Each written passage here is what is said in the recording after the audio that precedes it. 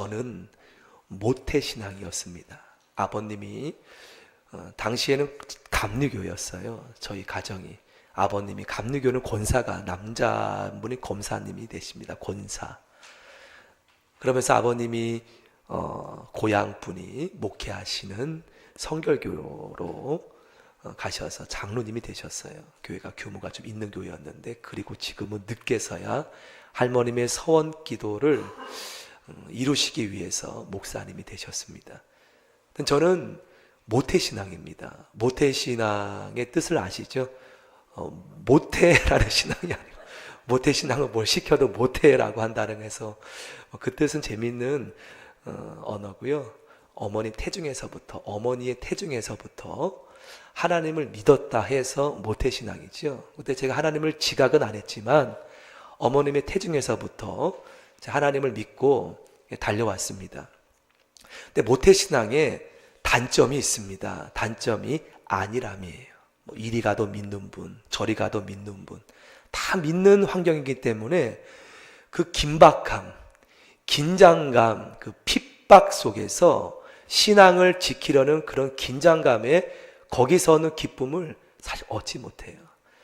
저야 고등학교 때 부흥회 통해서 뜨거운 은혜를 받았지만 많은 모태신앙 분들이 안일함 속에 많이 신앙을 늦출 때가 많음을 보게 됩니다. 반면에 신앙의 일대 신앙의 분들을 보면 긴장감이 있어요.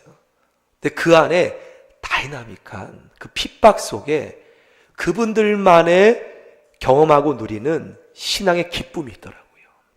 저는 일대인 친구들은 모태신앙인 자녀들을 부러워할 수 있을지 모르지만, 저는 예전에 몰랐는데 이렇게 목회 생활을 하면서 도리어 힘든 환경 속에서, 어려운 환경 속에서 하나님을 믿는 분들의 그 긴장감이 부럽더라고요. 때로는 어렵지요. 가정에 들어가면 성경책도 숨겨야 되고 눈치도 봐야 되고. 근데 그럴 때 모태신앙이 맛보지 못하는 하나님의 기쁨이 있더라고요. 순간순간 하나님의 경험, 우리는 느끼지 못하는. 오늘 그 주인공은요, 아브라함입니다. 아브라함이 일대입니다. 믿음의 조상이라 그러죠. 출발점입니다.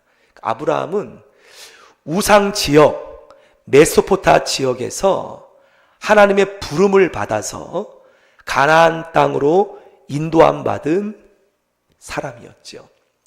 여러분, 아브라함이 왜 믿음의 조상입니까? 왜 믿음의 조상이에요? 믿음이란 무엇입니까? 오늘 본문에 보면 믿음이란 무엇인지 한번 볼 수 있겠습니다. 자, 아브라함이 어릴 때부터 주일학교를 다녔다면 저처럼 어느 정도 이 성경 66권의 다윗 이야기, 예수님의 오병이어 이야기, 그런 말씀을 배웠던 사람이었다면 장성에서 종필아, 아브라함아 떠나라. 그러면 어릴 때부터 알았기 때문에 내 하나님, 그렇게 순종할 수도 있습니다. 비록 순종하기 어려운 명령이지만 내 고향, 그 당시에 고향을 떠난다는 것은 보호막을 떠나는 거예요. 지금처럼 이사가도 이웃과 크게 만나지 않지만 그 당시는 그야말로 그 사회가, 시종 문화가 그의 터전이었고 그의 보호막이었어요. 그런데 아브라함은 저처럼 교회학교도 다니지 않았어요. 우리와 성경 66권 어릴 때 다윗 골리앗 이야기도 들으면서 하나님을 알았지만 아브라함은 하나님을 몰랐어요. 몰랐기 때문에 성경은 그를 믿음의 조상이라고 말하고 있어요. 믿음의 조상, 아브라함의 이 첫 번째 부르심. 여러분, 그 당시에 아브라함만 이 세상에 살았다면 이해가 될 텐데 아브라함만 산 그런 세상이 아니었죠. 이미 저 위에 노아의 그런 후손을 통해서 수많은 자손 바벨탑 사건으로 통해서 온 땅에 흩어진 민족들, 그 가운데 하나님께서 어느 날 아브라함을 부릅니다. 이유는 나오지 않아요. 이유는 나오지 않지만, 자, 뭐라고 하나님이 부르셨냐면, 말씀을 우리 보았지만 하나님의 부르심, 1, 2, 3절을 제가 한번 낭독해 드리겠습니다. 여호와께서 아브라함에게 이르시되, 하나님을 전혀 모르는 가운데 너는 첫 번부터 하나님이 축복을 주시면 좋은데 첫 번부터 명령하십니다. 떠나라. 고향과 친척과 아버지 집을 떠나라. 그리고 내가 너에게 보여줄 땅, 가나안 땅. 여러분, 가나안 땅이란 곳이 아브라함이 생전에 가보지 못한 땅이에요. 그가 어릴 때라도 가봤던 땅이라면 내가 어릴 때 놀았던 곳이기 때문에 마음에 좀 그런 안도가 되겠죠. 그런데 하나님께서 고향 떠나는 것도 슬픈데, 아버지 집을 떠나는 것도 슬픈데, 친척과 멀어지는 것도 힘든데 전혀 가보지도 못한 가나안 땅으로 인도하는 거예요. 여기서 순종하느냐 마느냐. 어릴 때 저처럼 주일학교를 다녔다면 하나님 말씀을 따랐겠죠. 몰랐습니다. 바로 때문에 믿음의 조상이란 영적인 별명이 아브라함에게 붙여진 거죠. 그 다음 2절 3절에 그렇게 하면 하나님이 축복을 약속하십니다. 함께 읽어볼까요? 2, 3절 시작. 내가 너로 큰 민족을 이루고 내게 복을 주어 내 이름을 창대하게 하리니 너는 복이 될지라. 너를 축복하는 자에게는 내가 복을 내리고 너를 저주하는 자에게는 내가 저주하리니 땅의 모든 족속이 너로 말미암아 복을 얻을 것인지라 하시니, 대단한 완전한 복을 말씀하세요. 너를 축복하는 자에게는 내가 축복을 내리고 너가 가다가 너를 저주하는 자에게는 내가 저주하리니 땅의 모든 족속이 너는 복이 될 것이다. 너 자체가 복이라는 거예요. 대단한 완전한 복을 받죠. 더군다나 아브라함은 75세까지, 오늘 이 명령을 받은 나이가 말씀에 보면 떠날 때가 75세였어요. 결단했다는 거죠. 75세 때까지 아들이 없었어요. 그럼 지금도 아들이 없거나 자녀가 없으면 좀 슬픔이 있지 않습니까? 입양도 하는 경우도 있지만 그 당시는요, 자녀가 없다는 것은 대단한 슬픔이었어요. 얼마나 그런 아픔이었고 반면에 간절한 소원이었죠. 근데 하나님께서 이에게 약속합니다. 너가 떠나면 너로 큰 민족을 이루겠다. 이 뜻은 아들을 준다는 거예요. 언제 준다는 말씀을 안 하세요. 이미 그 나이가 75세인데 하나님께서 축복을 약속하십니다. 그리고 아브라함은 떠나는 것을 보게 되지요. 성도 여러분, 아브라함이 단지 축복 때문에 떠나진 않았습니다. 그렇다면 그가 믿음의 조상이라는 영적 별명을 받긴 어렵겠지요. 아브라함이 왜 믿음의 조상이 되었던 이유는 그가 어릴 때 주일학교도 다니지 않았지만, 또한 그가 하나님을 알지 못했지만, 또 저희는 이미 이 성경책 66권이 글로 있습니다. 이건 보이잖아요. 하나님의 말씀이 보이잖아요. 그 당시 아브라함 때 이 66권 성경책이 여러분 있을 수가 없어요. 또 마리아처럼 가브리엘이 나타나서 너 떠나라고 한다, 하나님께서. 그럼 천사를 보았기 때문에 증거가 되잖아요. 근데 아브라함은 그런 형상도 없었어요. 전혀 없었습니다.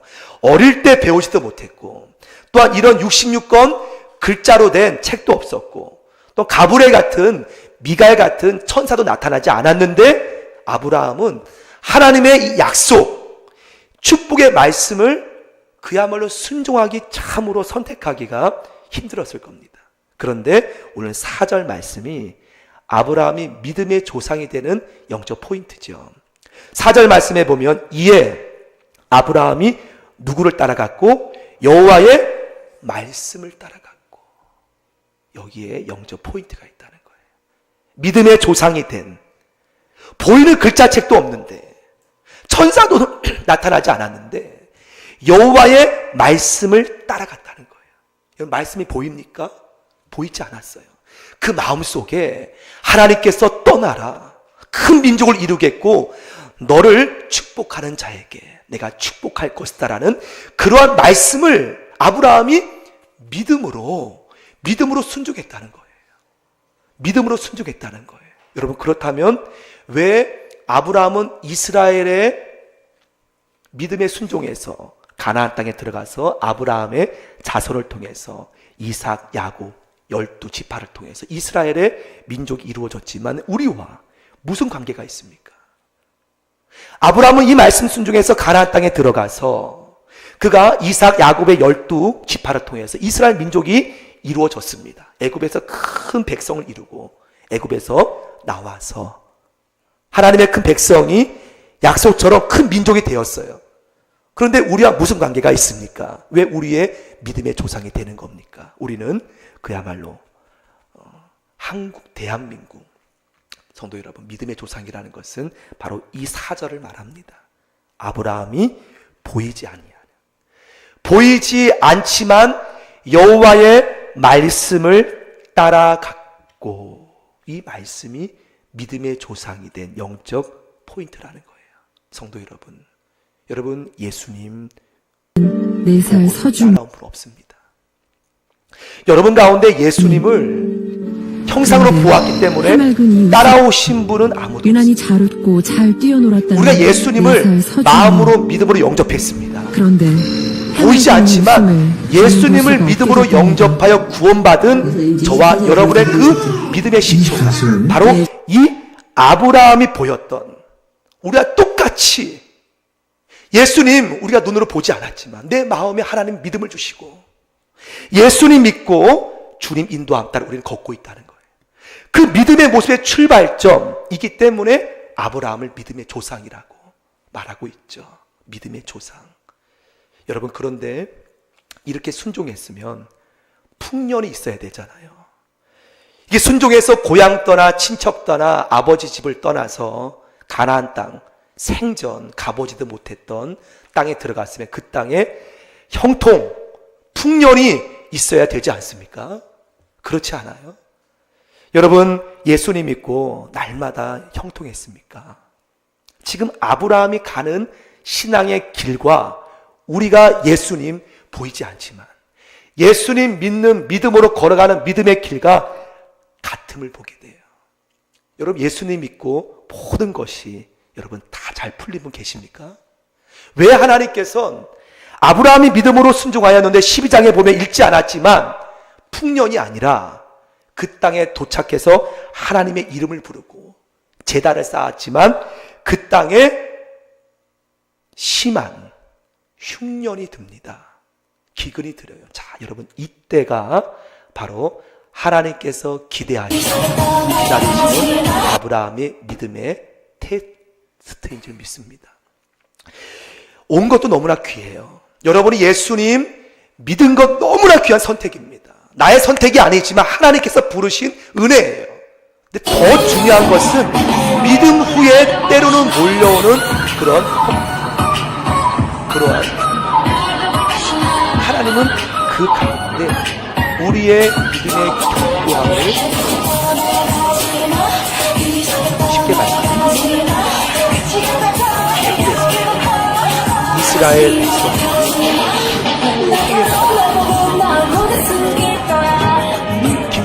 애굽 노예 생활입니다. 노예에서 여러분 감옥에 가보지 못했지만 감옥에서 석방되어서 얼마나 그 마음, 이스라엘 백성들은 애굽에서 숨조차 못 쉬었습니다. 그렇게 사는 줄 알았어요. 하나님의 은혜로 홍해 바다에 기쁘고 하나님 믿고 모세 하나님 말씀에 순종해서 나왔으면 형통이야. 바로 가나안 땅에 들어가서 젖과 꿀이 흐르는 은혜를 받아야 되는 것이 당연한데 모진 방해를 하나님이 능력이 없었습니다. 하나님이 소리 짧아서 강약한 하셨습니까? 하나님은 이미 가나안 땅을 보고 계셨어요. 근데 하나님께서 왜 이스라엘 백성들에게 광야길을 하나님이 필수로 선택하신 이유는 축복의 그릇으로, 하나님이 원하는 그릇으로 이들이 반드시 통과해야 되기 때문에, 그 광야가 아니라면 가나안 땅에 예비된 하나님의 순종의 은혜, 하나님의 복의 은혜를 누리지 않기에 이들에게 광야의 길을 하나님은 예비하신 걸 이들은 모르고 광야길에 이스라엘 원망의 숫자를 세어보면은요, 이루 말할 수가 없어요. 하나님의 테스트에 불합격. 여러분, 솔직히 우리의 모습은 다 순종입니까? 예수님 믿은 후에 저와 여러분의 이후에 때론 폭풍, 원치 않는 삶, 이해할 수 없는 고난의 길이 닥칠 때 여러분 다 순종했습니까? 우리는 사실 순종 한 적을 뽑는다면 너무나 부족합니다. 너무나 부족해요. 그렇다면 하나님께서 과연 이러한 제 모습을 몰랐다. 아브라함에게 몰랐다. 오늘 아브라함에게 흉년이 왔을 때 아브라함이 어떤 선택을 하였냐면 12절 말씀에 보면 가나안 땅에 남지 않습니다. 가나안 땅에 남지 않고 하나님이 분명히 정하신 곳은 가나안 땅임에도 불구하고 남지 않습니다. 풍년이 있는 가지 말아야 될 땅 애굽으로 사레와 롯을 데리고 애굽으로 이동합니다. 하나님의 전혀 명령도 없었는데 실망했다 아브라함. 내가 너를 불러서 여기까지 온 것은 참 믿음의 좋은 선택이었지만 애굽으로 내려가는 건 실망했다. 그랬을까요? 더 나아가서 아브라함은 참 비겁한 남자가 돼버립니다.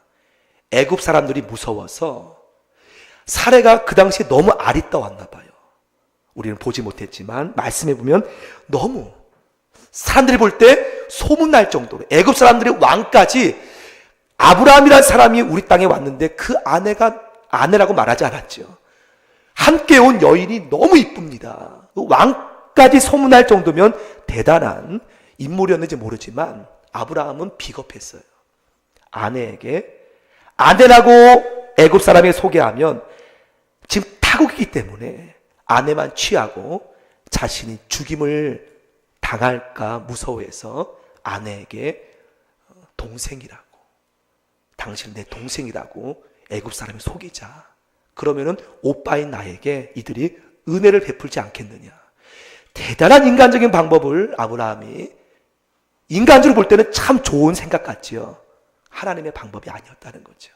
그렇게 하고서 아브라함은 그러한 애굽 사람에게 많은 도움을 받고 하나님의 그 모습이 하나님 마음에 너무나 시름이었어요. 그래서 애굽 그 사람들에게 큰 징벌을 내리게 되면서 그때 애굽 사람이 왜 속였느냐? 이 여인이 너의 아내라는 걸 왜 속였느냐? 그러면서 아브라함을 가게 하죠. 성도 여러분, 지금 잘못은 아브라함이 했는데 지금 징벌은 애굽 사람이 받았어요. 하나님께서 이러한 아브라함을 볼 때 실망했다. 여러분, 사실 마음은 아프셨겠지만 전혀 모르고 인도하셨다고 전 보지 않습니다. 아브라함의 실수, 연약함. 하지만 아브라함의 끝은 모리아산입니다. 훗날 보겠지만 모리아산에 그 100세 때 얻은 눈에 넣어도 아프지 않은 이삭을 하나님 말씀에 순종해서 실제로 칼을 죽이는 결단까지 합니다. 죽이진 않았지만 죽였다고 볼 수 있어요. 근데 그 과정까지 아브라함의 연약함을 하나님께서 모르고 불렀을까요? 마찬가지입니다. 하나님이 정필이 이 목사인 저를 모르고 이렇게 하나님이 목자로 불렀을까요? 지나온 나를 돌아보면은 예수님 믿은 이후에 저의 모습은 너무나 부족했습니다. 너무나 부족했어요. 부족하지 않았다면 하나님께서 2000년 전에 예수 그리스도를 죽이지 않으셨겠죠. 우리 모두 하나님 부름받고 완전한 모든 것 순종한 사람이었다면 예수님께서 십자가에 하나님께서 죽이실 필요가 없죠.